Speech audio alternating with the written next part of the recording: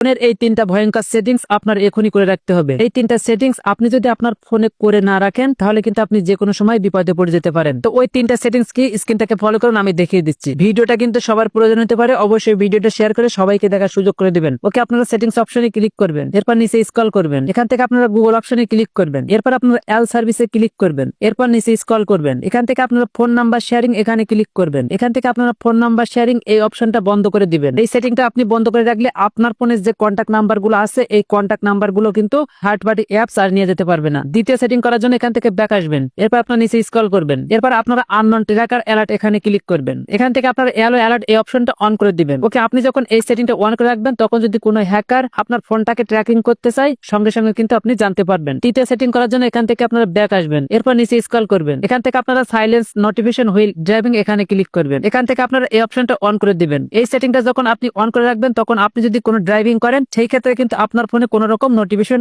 আসবে না। That's it.